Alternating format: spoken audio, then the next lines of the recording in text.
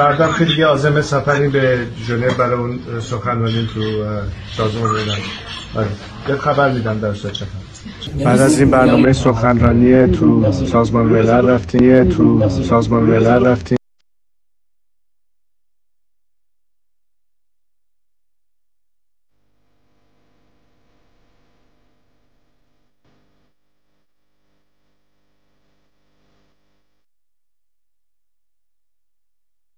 اینو من ساختمون دارم از ویدیو میگیرم که فردا ساعت 2:30 رضاشاه سخنرانی در این ساختمون دارن، نه یونایتد نیشن، ساختمون دیگه ای هستش که اونجا نیستشا.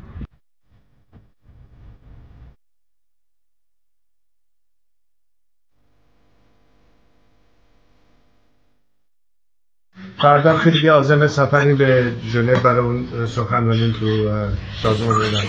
آره